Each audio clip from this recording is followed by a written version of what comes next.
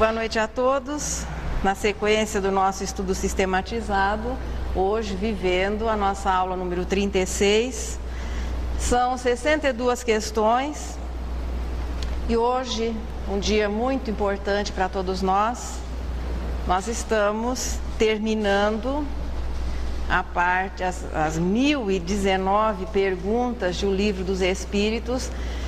Percorremos nessas 36 semanas todas essas 1019 perguntas e respostas, restando ainda para a próxima semana a conclusão, mas a apresentação do Livro dos Espíritos já foi feita. Hoje é o segundo capítulo da quarta parte do nosso livro. Na primeira parte, que trata das causas primárias, recordando um pouquinho aquilo tudo que nós estudamos nessa sequência de 36 semanas, a primeira parte das causas primárias, ali nós vamos encontrar explicações, melhor dizendo, a melhor definição acerca de Deus como inteligência suprema, causa primária, e a maneira como os elementos se organizam para compor o universo, nessa parte em especial, o universo no seu aspecto material, que é aquilo que a ciência vai descobrindo, mas a filosofia espírita adiantando muito além daquilo que a ciência nos tem oferecido. A matéria no estado fluídico, no estado de eterização, compondo não só aspectos do universo material, como o universo no seu aspecto espiritual. Na segunda parte, o assunto somos nós, os espíritos. Tudo aquilo que é importante o homem saber acerca da sua própria individualidade como espírito, a origem, a natureza, forma, tudo aquilo que é importante saber sobre a reencarnação, detalhes de como é que a alma encarna e depois continua a sequência do processo que é a reencarnação, como se desencarna, a ideia da morte sendo abolida a partir daí, a ideia da morte suavizada, com o termo desencarne mais próprio e que define melhor a situação. Não foi esquecido um capítulo que trata do sono e dos sonhos, aliás, é aquele que a maioria gosta, nós gostamos muito de falar, de dormir e de sonhar. Portanto, um capítulo muito simpático que trata da emancipação da alma. A terceira parte nos trouxe as leis morais, leis que regem o progresso do espírito, que estão na natureza, têm sido reveladas, formam a consciência, que tratam da relação do espírito do homem para consigo, com o seu próprio corpo, com as pessoas que o rodeiam, e trata da nossa relação para com Deus. Aí chegamos na quarta parte, esperanças e consolações. Duas palavras muito simpáticas, principalmente em se tratando de uma população que compõe um plano de expiação e provas.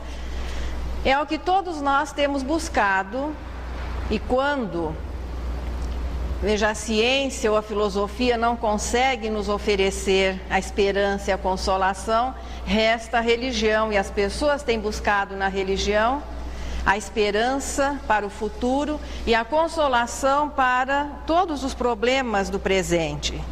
Esses dois capítulos também falam de dois assuntos, pelo menos de um nós gostamos, da felicidade e da alegria, mas ele trata também da tristeza. Das penas e gozos terrenos, as alegrias podemos traduzir por alegrias e tristezas da vida. O que nós descobrimos por ali é que nós temos apenas dois probleminhas como causa das tristezas que podem nos acontecer, nos infelicitar durante a vida material. Problemas de sentimento, problemas do coração e preocupações com a morte, tanto a nossa, claro que sempre em especial a nossa em primeiro lugar, e daqueles que convivem conosco. Essas são as causas de infelicidade ou de tristeza na vida material. sabendo que nós podemos gozar de uma felicidade relativa, mesmo compondo uma humanidade de expiação e provas. Então existe um coeficiente de felicidade quando o espírito vive a fase do primitivismo, de expiação e provas. Depois, na regeneração, vai se ampliando quando compusermos uma humanidade feliz, e a plenitude é a pureza de espírito. Guardaram a receitinha da felicidade? Quem é que lembra? Não, essas coisas não podem ser perdidas. Quem é que lembra? Posse do necessário com relação à vida material, posse do necessário. Consciência tranquila e fé no futuro. Nossa, mas eu não senti assim aquela firmeza do pessoal guardando essa receita, que eu acho tem sido procurada milenarmente. Deve ser porque ela veio de graça em meio a 1019 perguntas e respostas, não ganhou o realce devido. Mas é bom não nos esquecermos: posse do necessário, fé no futuro, consciência tranquila, são os componentes da nossa receita de felicidade, plano, expiação e provas. E o futuro? Depois, já que todos nós, por ser a continuidade da vida, a imortalidade, uma ideia inata, faz parte da natureza do espírito e não tem como não fazer. Mesmo que estejamos no momento beneficiados com o esquecimento do passado, a nossa memória extracerebral registrou todos os acontecimentos da nossa existência de espíritos, tanto aqueles vividos na matéria como nos espaços entre as reencarnações. É claro que os acontecimentos primeiros, daquela fase primitiva, inicial, aquilo que vai se tornando desnecessário, o espírito vai abandonando, mas aquilo que é importante é mantido. Portanto, dentro de nós existe uma certeza de continuidade. Se essa certeza existindo e sem as explicações devidas, claro que essa situação aprofundou ou ampliou o temor à morte. Porque nós temos certeza que não morremos. Mesmo que algumas informações em contrário nos sejam oferecidas, e até com um cunho de respeitabilidade, mas nós temos a certeza que não morremos. O que acontece depois? É um dos motivos de preocupação ou de infelicidade durante a vida, e agora nós vamos descobrindo o que acontece depois. Se a alma vai continuar a ser feliz ou ela terá motivos para ser infeliz, como é a situação da alma, do espírito, depois de deixar a vida física, depois da morte. A ciência apontou como perspectiva para o futuro o nada. Eu acho que nem se pode chamar de perspectiva. Quer dizer, o niilismo ou o nada, durante algum tempo, ganhou alguma credibilidade, mas foi vencido por esse sentimento natural de continuidade e a própria comprovação que viria depois da imortalidade. Portanto, essa teoria infantil, consequência da nossa ignorância, de uma certa maneira não criou tantos problemas, já que aquela força que é a certeza da continuidade é uma barreira a essa afirmação, vamos colocar assim, de uma falsa ciência, consequência ainda do desconhecimento. O importante agora, já que nós estamos aqui na situação de encarnados, hoje os desencarnados estão todos tranquilos, porque eles já estão vivendo essa realidade. E nós estamos aqui conversando como é que vai ser esse nosso futuro, que para quem não tem corpo no momento é o presente. Quais são as tristezas e as alegrias que vão acontecer na vida após a morte?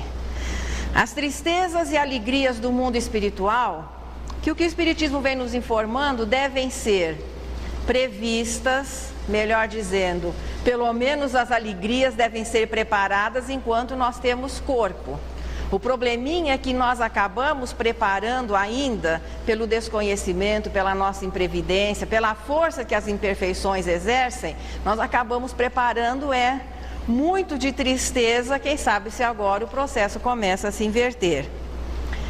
Enquanto nós estamos encarnados, nós temos toda a existência para preparar um desencarne mais tranquilo, uma perturbação mais curta e um ajuste à nova realidade mais fácil, mais tranquilo. O que nós vamos descobrindo é que existe uma responsabilidade quanto aos atos, não apenas ligada a essa identidade temporária que estamos ostentando por agora. Pode se escapar, e isso até é feito com relativa facilidade, da responsabilidade diante das leis humanas. Nem sempre a justiça humana consegue, claro, desvendar e de uma certa maneira punir ou até encaminhar aqueles que vivem na contravenção. Mas da justiça humana, da justiça divina, ninguém escapa, porque a justiça divina se processa na nossa consciência. Ela é o resultado do conhecimento que se tenha das leis morais, isso forma a nossa consciência. Mesmo que ninguém nos acuse ou não nos cobre, a nossa consciência estará nos relembrando da responsabilidade que temos diante das situações. É por isso que aquele temor à morte, com a consequente ideia, e muito forte, veja, muito atuante ideia de continuidade, fez com que o homem passasse a temer este momento. Essa certeza leva a humanidade a imaginar, a criar um futuro espiritual, mas a ideia se materializa com exemplos ou critérios materiais. É a visão do mundo espiritual, mas dentro de padrões humanos, formas e expressões e imagens humanas, para explicar como seria a continuidade da vida do espírito. Considerando-se a atuação muito grande da nossa consciência, já que se estamos compondo uma humanidade de expiação e provas, suficientemente informados para que a nossa consciência seja atuante.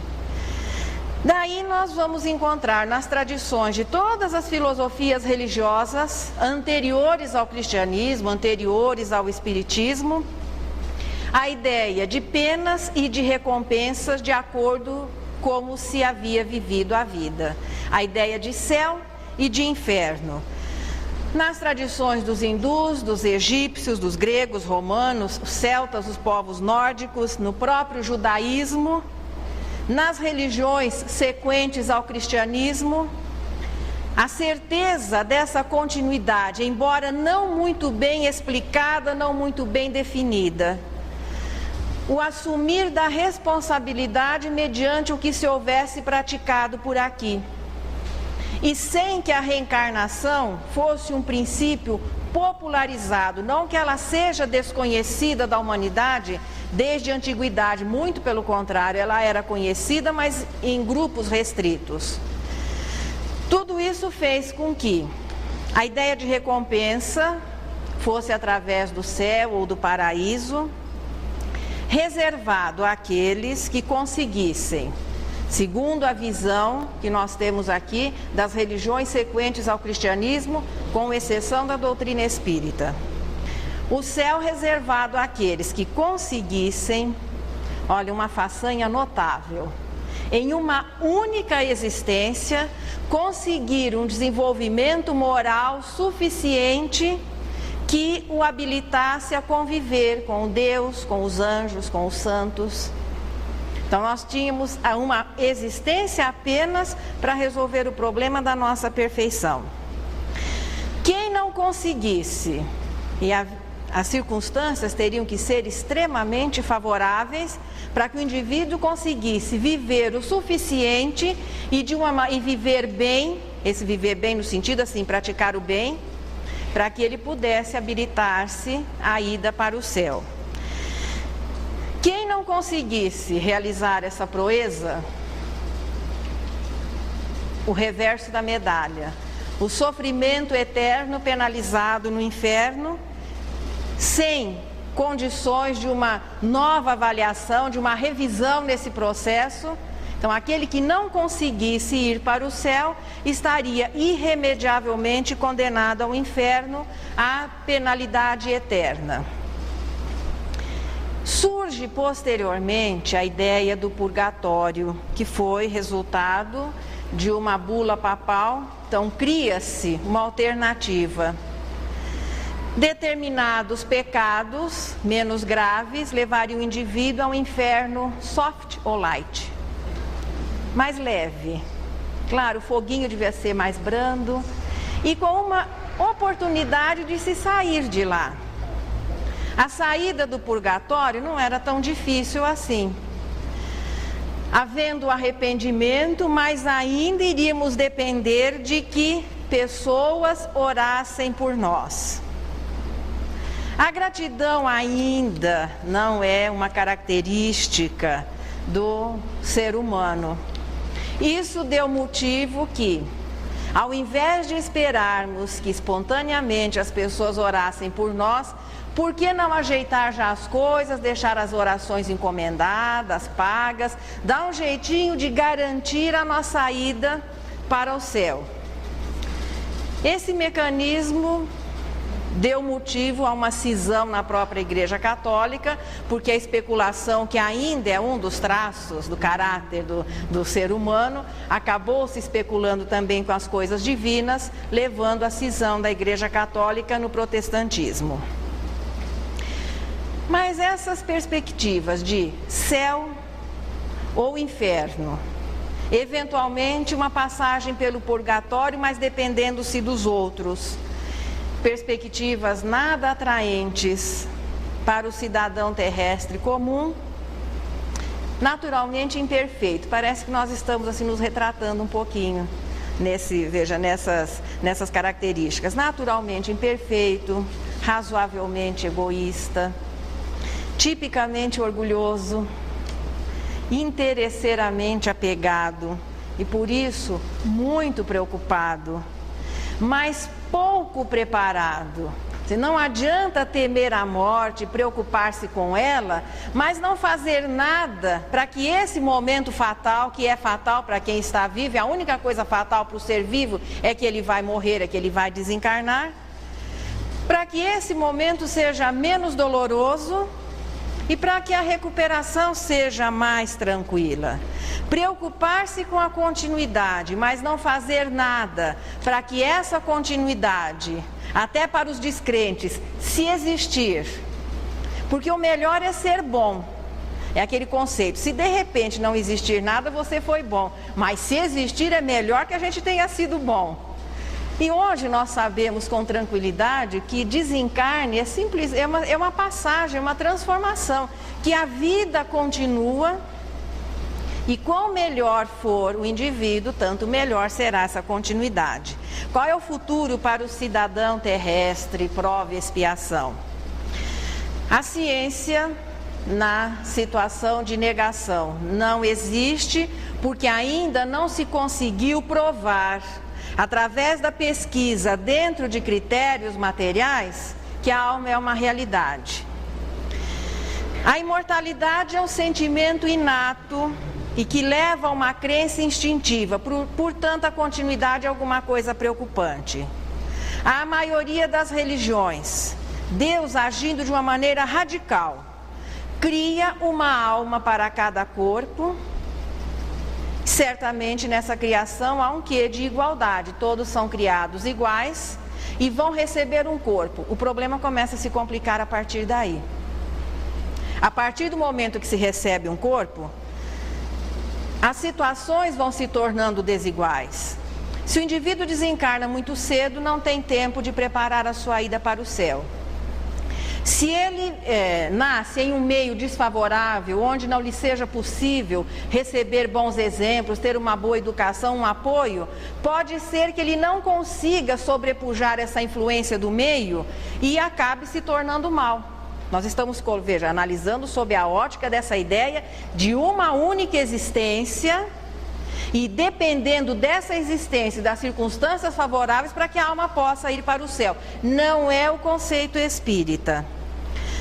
Portanto, são circunstâncias, situações circunstanciais que poderiam levar a alma a conseguir tudo que fosse necessário para que numa única existência ele conseguisse desenvolver-se moralmente o suficiente para definitivamente ir para o céu.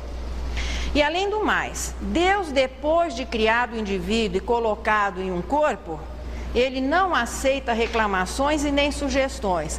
Ou acerta de uma vez, ou então é o inferno na certa. De lá não se sai mais, a não ser, a situação piora mais um pouco. Porque o pessoal diz que vai existir um juízo final, onde as pessoas receberiam de volta aquele corpo, a essa altura, em péssimas condições. E que de repente você teria que aceitar aquele corpo de volta para ser avaliado. Não é uma coisa para de sexta-feira 13, o filme Trash? É uma coisa meio macabra, desagradável. Como fica o cidadão terrestre?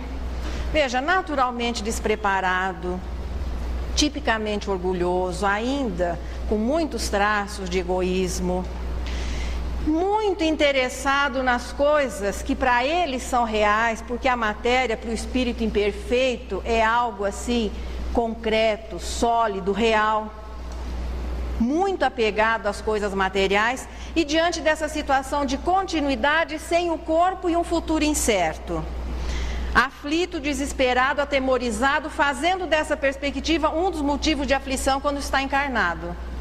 Mesmo que ele esteja vivendo muito bem, a ideia de que vai morrer transtorna, perturba, atrapalha todos os seus dias, tira as suas esperanças. O século XIX, o século XVIII e o século XIX foram verdadeiros marcos aqui para o mundo, principalmente para o mundo ocidental. E entre as luzes que esses séculos puderam nos oferecer, vieram as explicações de maneira a tranquilizar, mas de tornar muito mais responsável o homem, que é o espírito encarnado, durante a existência. Inclusive a espiritualidade começa a se movimentar e os espíritos começam a oferecer a prova dessa continuidade, tendo o direito de vir instruir, acalmar, tranquilizar a humanidade, trazendo o quê? Informações, provas incontestes de que essa continuidade existe. E começamos a perceber que depois da morte, agora vamos substituir pela palavra desencarne, após o desencarne, continuamos a viver. De que maneira? Mantendo a nossa aparência e de um certo modo até a identidade que tivemos na última existência. Forma humana, aparência da última existência geralmente não é uma afirmação absoluta. Mantemos a nossa individualidade, continuamos a pensar, a sentir, a amar. A situação de sofrimento ou de felicidade continua sendo muito semelhante àquilo que nós descobrimos existir por aqui. Pode-se sofrer, como podemos ser felizes depois do desencarne. De que maneira? Vamos nos distanciar agora daqueles conceitos medievais de céu e de inferno. Porque se hoje as religiões fossem criar um inferno, seria no estilo dos filmes agora, com efeitos especiais, raio laser, uma porção de coisa. Não ia ser com enxofre, fogueira e outras coisas mais ultrapassadas. Como é o sofrimento, veja, dos espíritos e a felicidade após a vida material? A natureza das penas ou da felicidade não tem nada a ver com a matéria. A percepção do espírito fora do corpo é muito maior, é muito mais ampla. Portanto, tanto a alegria como a tristeza, vamos considerar assim, são mais ativos. Sempre caminhando para um sentido moral da situação. A felicidade ou infelicidade é decorrência da condição moral que se tenha, da nossa elevação ou da inferioridade, da ação que os vícios, as paixões, o apego às coisas materiais ainda exercem no espírito. E no céu e inferno é dado um exemplo interessante. A alma que tenha, por exemplo, 10 imperfeições, para colocarmos um raciocínio assim concreto, a alma que tenha 10 imperfeições sofre muito menos do que aquela que tem 20. Quanto mais imperfeito, maior o sofrimento. Qual seria a felicidade dos bons espíritos? Qual é o conceito de felicidade dos espíritos superiores? Sabedoria, o conhecimento, não é mais o brilho da inteligência que dentro da nossa realidade aqui de espírito imperfeito e ainda encarnado, muitas vezes é estimulado pelo orgulho. A pessoa procura saber mais para se aproveitar da ignorância alheia. Não é o caso da sabedoria que se preocupa em ilustrar, em esclarecer, em iluminar a ignorância do próximo. Então é a situação de sabedoria, a ausência de sentimentos inferiores, tais como ódio, ciúme, inveja, ambição. Tudo isso, enquanto existir no espírito, encarnado ou desencarnado, é motivo de tristeza, de aflição e causa infelicidade. Não experimentando mais necessidades nem sofrimentos da vida material. As sensações, as necessidades físicas são ainda, veja, fazem parte do corpo e mesmo depois do desencarne exercem influência sobre o espírito. Os espíritos superiores, quando separados do corpo após o desencarne, não mantêm as sensações dolorosas ou características do corpo físico. A essa altura, a alma já tem consciência da necessidade do esforço para a sua melhora, coisa que nós não gostamos muito.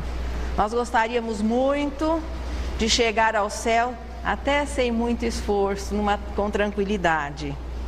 Mas os espíritos a essa altura vão se sentindo felizes pelo bem que podem realizar. E o amor vai sendo a determinante das suas ações. Portanto, quais seriam assim as características da felicidade dos espíritos superiores? Sabedoria, ausência de sentimentos inferiores, ausência das sensações de ordem física, consciência da necessidade do esforço, do trabalho, isso não pesa mais ao espírito nessa altura, felizes pelo bem que vão realizando, sendo que o amor vai sendo cada vez mais a motivação de todas as suas ações.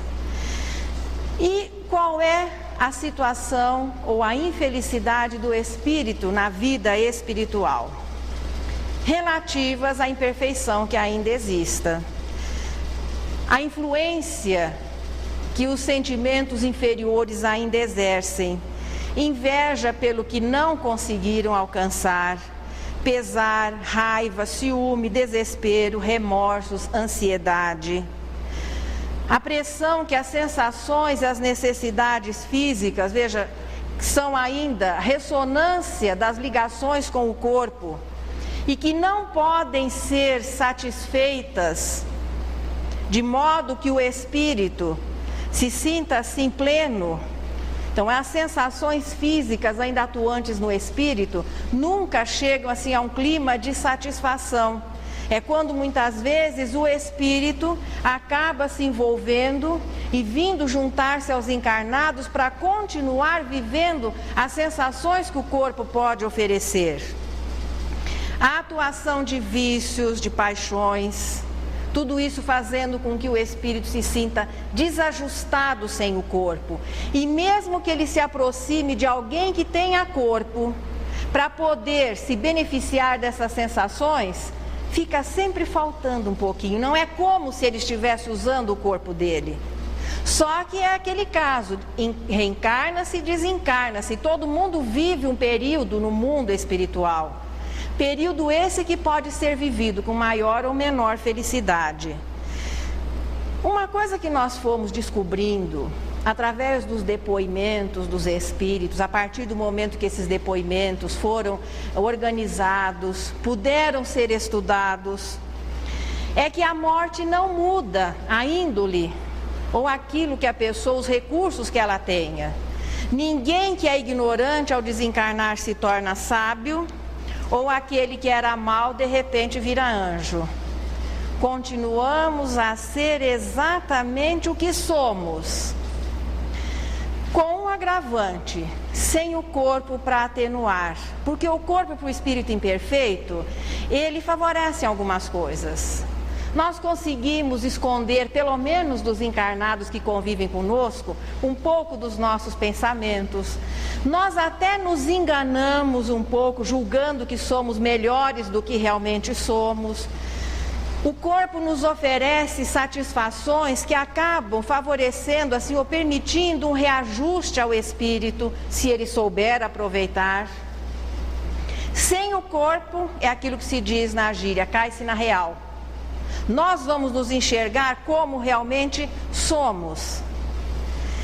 E se essa avaliação, que às vezes aqui, mesmo fazendo-se uma vez por noite, como sugere Santo Agostinho, acabamos sendo um pouco complacentes na nossa avaliação, sem o corpo não tem como nos enganarmos. Vamos nos defrontar com a verdade. Muitas vezes isso acaba criando alguns problemas, se transformando em motivo de infelicidade, levando o espírito à situação de sofrimento, à expiação, que pode ser realizada também dentro do mundo espiritual, apenas que esse sofrimento não é eterno, como inicialmente se pensara. Quando se tem uma dor na madrugada, vamos dar um exemplo, dor de dente. Hoje acho que não tem nenhum dentista por aqui, né? Mas dor de dente na madrugada, principalmente, você não consegue acordar o dentista, é alguma coisa que parece que se eterniza. Amanhã não chega nunca. Quando nós estamos sofrendo, qualquer dor que se tenha, parece que aquilo não vai acabar. Essa é a ideia que o espírito faz quando está sofrendo a consequência dos seus atos, a consequência ainda das suas imperfeições, a consequência dos seus desrespeitos às leis divinas. Quando ele se defronta com o sofrimento, parece que não vai terminar nunca. Daí tirou-se a ideia de que esse sofrimento seria eterno. O sofrimento não poderia jamais ser eterno, porque a ignorância não é eterna, já que o progresso é uma lei. Quando cessa o sofrimento? Quando cessa a causa que o motiva. O sofrimento, portanto, cessada a causa que dá motivo, o espírito começa a apresentar as melhoras. E a marca, veja, o registro, quando é que essa causa começa a cessar? Quando o indivíduo se arrepende.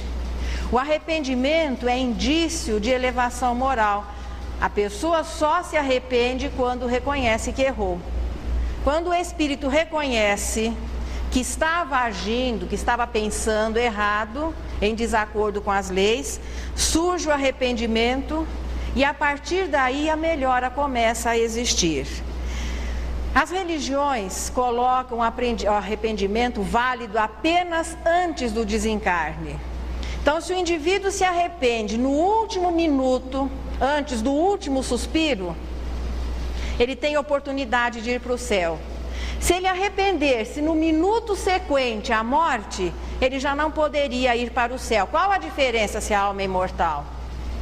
O arrependimento é válido sempre. Até que o arrependimento é mais fácil de ocorrer na situação de espírito.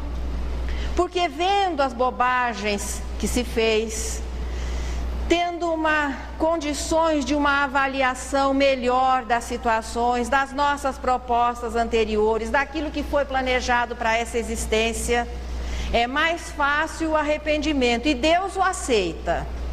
Só que não vamos ficar só no arrependimento. Emmanuel diz que arrepender-se sempre também significa acomodação. Então Deus aceita o arrependimento, mas vai oferecer oportunidade de a alma provar a sinceridade das suas novas disposições, se aquele arrependimento era verdadeiro. O arrependimento é início da solução para o problema e é início de melhora do sofrimento. E veja, não é um arrependimento único. Na sequência das reencarnações, nós vamos nos arrepender em N situações e N vezes. Mas depois vamos ter que desenvolver os esforços para solucionar, dar continuidade ao arrependimento. O arrependimento é em começo de regeneração. Então você se arrepende daquele problema, amanhã de outro, e vai chegando um momento em que o espírito faz uma avaliação mesmo e muda de plano. Vai deixando de ser naturalmente primitivo, orgulhoso, egoísta, vaidoso, interesseiro, tudo aquilo que nós conhecemos muito bem, nem precisa ficar repetindo, para começar a buscar novas aquisições, é a mudança de comportamento. Sequente ao arrependimento, porque o fato de nos arrependermos dos erros não resolveu o problema das pessoas ou daquilo que foi lesado. O arrependimento é o começo. Indício de regeneração que já é boa vontade com relação ao bem. Ainda não é o bem, é uma disposição para o bem. Sequente ao arrependimento vem a expiação e a reparação. Aí começam os problemas do espírito, começam as reclamações. Ninguém chora quando está cometendo os erros. Muito pelo contrário, a maioria deles são realizados até numa situação muito boa, o indivíduo aprontando, tranquilo, achando que é o dono do mundo, de todas as coisas. Na hora da expiação começa o muro das lamentações. Existe a expiação moral, que a alma vive na situação de espírito, que não é ficar queimando no fogo do inferno, mas vejo o remorso. Tem sido comparado por muitos autores como um fogo que queima incessantemente no interior e que só começa a melhorar quando você consegue resolver os problemas, reparar aquilo que os problemas que nós criamos. Então começa o remorso, a expiação moral e depois a expiação física, que vai se processando nas dificuldades, principalmente de ordem física, ligadas a problemas de ordem física, geralmente limitações que impedem, que propiciam ao espírito oportunidade de meditação e às vezes até o impedem de continuar praticando o mal. Sequente à expiação, veja que a consequência é a reação imediata ao erro cometido, vem a reparação. São aqueles encontros que a vida vai oferecendo para que nós possamos ressarcir as pessoas a quem nós prejudicamos. A vida vai nos dando oportunidade de tê-los como familiares, na convivência. É aquela situação que nessa existência você não fez nadinha, mas a outra parte não confia de jeito nenhum. Então você fala, mas onde que eu errei? O que eu fiz para que as pessoas não tenham confiança? Não fez nessa, mas em outras passadas nós lesamos os sentimentos, não fomos honestos. Então você vem reconstruir, reencaminhar, reabilitar aqueles a quem nós prejudicamos. À medida que os débitos vão sendo saldados, a consciência vai se tranquilizando. E aquela situação de felicidade começa a existir. Veja, fica bem claro aqui que a felicidade, a tranquilidade, o bem-estar depois da morte depende exatamente da maneira como nós vivemos a vida. O sofrimento dura até que a alma se melhore. Quando ele se arrepende e se propõe a melhora, o sofrimento começa a diminuir. Portanto, ele não pode ser eterno, porque a ignorância, que é a causa do mal, não é eterna. O progresso é uma lei. Mesmo que nós nos imaginemos estacionados no caminho da vida, nós estamos progredindo. Ele pode ser mais lento ou pode ser mais rápido. Pode ser menos consciente ou mais consciente, mas o progresso é uma lei. Não existe retrocesso. A alma sempre vai se tornando melhor. E a participação de Deus? Como é que Deus julga tudo isso? A nossa infantilidade, a participação de Deus nas penas e nas recompensas. O nosso desconhecimento, podemos dizer assim, a nossa infantilidade, com relação a Deus, a sua natureza, ao processamento das leis, nos fez imaginar Deus na situação de um juiz e que ficasse ali julgando individualmente todas as pessoas, todos os possíveis pecadores e aplicando as penalidades. O que nós podemos dizer é que Deus, vocês vão me permitir agora uma expressão, talvez não assim correta, mas que talvez consiga explicar a situação. Deus não se envolve pessoalmente com as pessoas. Ele não fica nem alegre nem triste. Existem as leis. Deus é amor. As leis presidem a todos os acontecimentos. O inferno, veja a visão do inferno das religiões oriundas do cristianismo, ela é inclusive incoerente.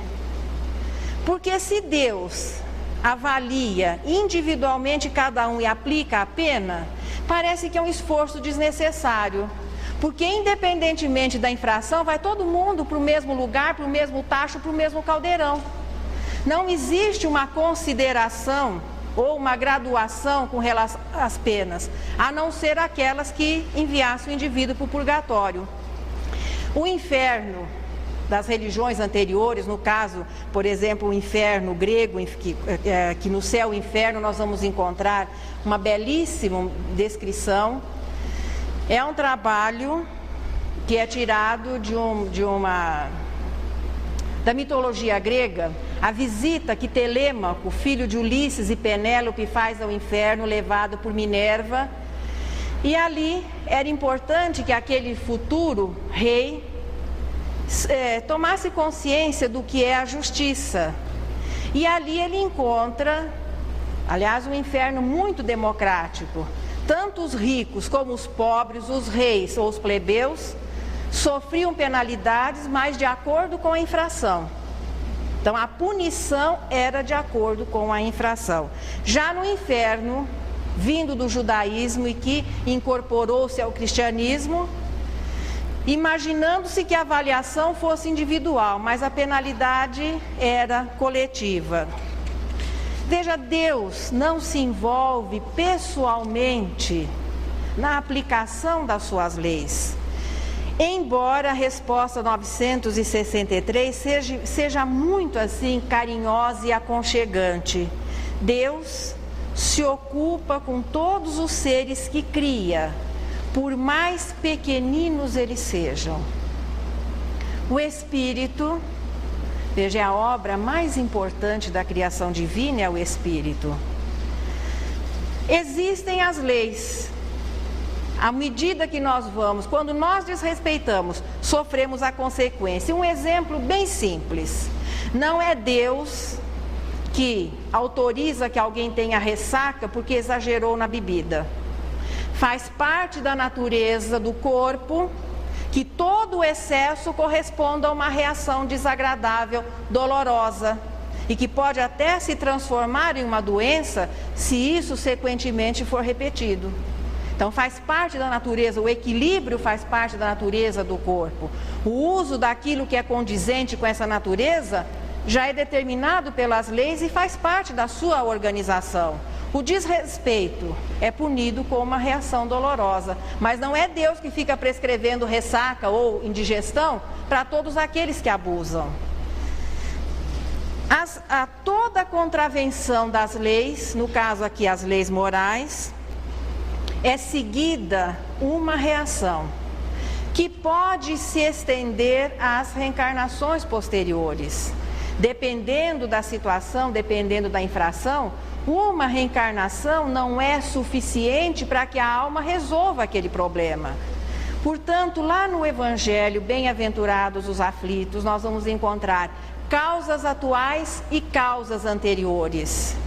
Muitos sofrimentos que nós passamos, se fizermos uma avaliação, têm o seu início nessa existência. E aqueles cuja explicação nós não encontramos nos acontecimentos dessa existência, então nós vamos classificá-los como causas anteriores. Mas no momento em que eles tiveram início na existência anterior, eles foram causas atuais.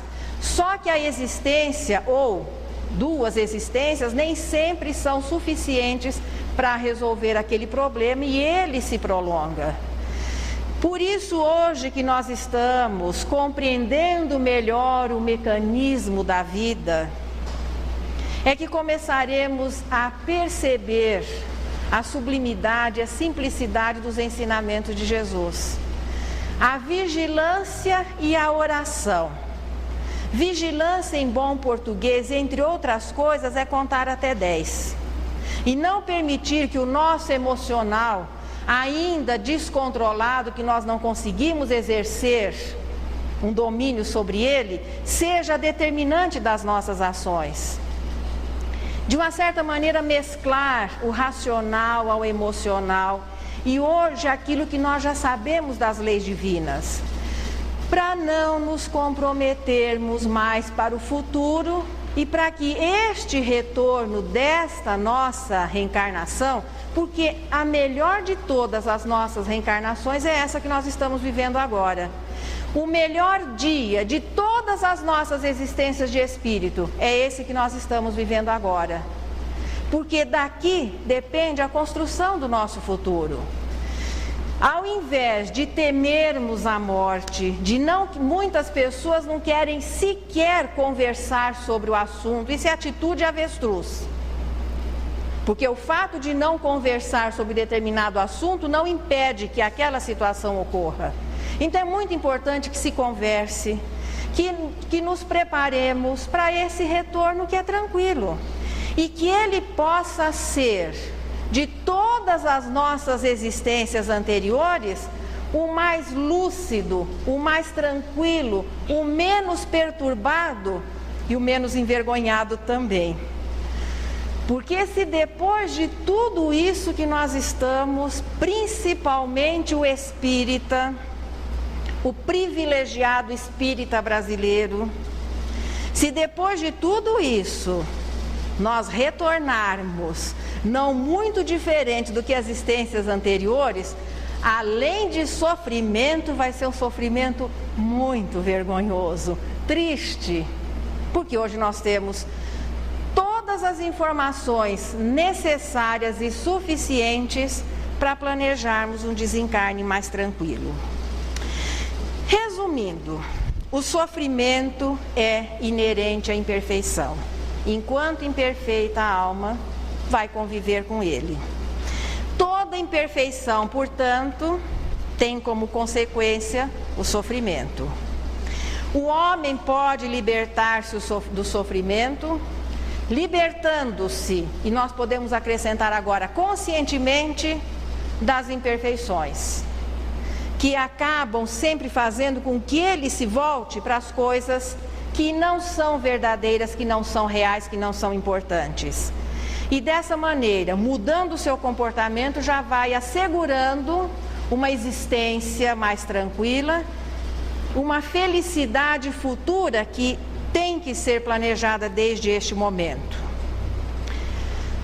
Deus, mesmo quando nós não sabíamos de tudo isso, de maneira nenhuma Ele nos punia pela ignorância. As leis divinas, embora a punição faça parte desse mecanismo, mas elas não são punitivas, prevendo, veja, a punição depois de cometido o erro. Antes do erro, a instrução é sempre oferecida. A responsabilidade na medida daquilo que o indivíduo já aprendeu, do que ele já compreendeu e assimilou e, portanto, tem condições de viver dessas leis. Exatamente por isso Deus sempre nos compreendeu, nos compreende, e o seu amor é demonstrado não pelos eventuais milagres ou privilégios que nós muitas vezes gostaríamos que acontecessem conosco, evidentemente, não com os outros. Mas o amor divino se manifesta na oportunidade de continuar sempre a aprender, de reparar os nossos erros e principalmente conhecê-lo melhor, para que o possamos compreender e naturalmente nos tornarmos melhores também e compreender o próximo. Aquela receitinha da felicidade, que parece que o pessoal não decorou ainda os seus componentes, ela não é válida apenas para a vida material. Nós temos que mudar apenas um dos componentes. Posse do necessário, consciência tranquila e fé no futuro. Na situação de espírito, com exceção da posse do necessário, consciência tranquila e fé no futuro é também a receita da felicidade para o espírito, que é válida quando tem o corpo, que é válida sem o corpo e que nas duas situações deve ser trabalhada. Aqui, posse do necessário, fé no futuro, consciência tranquila. Na situação de espírito, consciência tranquila e fé no futuro. Isso é a felicidade, que pode estar exatamente, nos desculpe o poeta, onde nós estamos é onde a felicidade pode estar.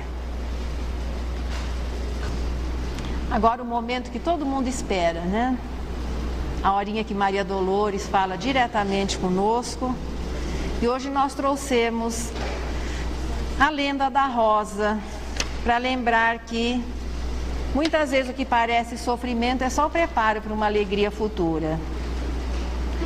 Dizem que quando a Terra começava a ser habitação de forças vivas nas telas primitivas, tudo passara a ser agitação de festa. As cidades nasciam em singelas aldeias na floresta. A beleza imperava, o verde resplendia, toda a vegetação se espalhava e crescia, dando refúgio e proteção aos animais, do mais fraco ao mais forte. O progresso ganhava as marcas de alto porte. No campo, as plantas todas respiravam felizes. Da folhagem no vento a calma das raízes. Era um mundo de belos resplendores, adornado de flores. Com uma estranha exceção. Tão somente o espinheiro era triste sozinho. Uma espécie de monstro no caminho de que ninguém se aproximava. Todo feito de pontas agressivas, recordando punhais de traiçoeiro corte, que anunciavam dor e feridas de morte. De tanto padecer desprezo e solidão, um dia o espinheiral fitou o azul imenso e disse em oração: Senhor, que fiz de mal para ser espancado e escarnecido? Todos me evitam cautelosamente, como se eu não devesse haver nascido. Compadece-te, ó Pai, da penúria que trago. Terei culpa das garras que me deste? Acendes astros 1000 para a noite celeste. Vestes a madrugada em mantilhas vermelhas. Das lã para as ovelhas, inteligência aos cães, cântico às aves. Estendeste no chão a bondade das fontes que deslizam suaves. na força universal com que desdobras a amplitude sem fim dos horizontes, em cujo místico esplendor falas de majestade, paz e amor. Não me abandones, Pai, às pedras dos caminhos. Se posso, não desejo oferecer somente espinhos. Quero servir-te a obra, aspiro a ser perfume, inspiração e cor, harmonia e beleza para falar de ti nas leis da natureza. Dizem que Deus ouviu a inesperada prece e, notando a humildade e a contrição do espinheiral, mandou que à noite o orvalho lhe trouxesse um prodígio imortal. E na seguinte manhã, logo após a alvorada, por entre exalações maravilhosas, o homem descobriu de alma encantada que Deus, para mostrar-se o pai e o companheiro, atendendo à oração, pusera no espinheiro a primeira das rosas.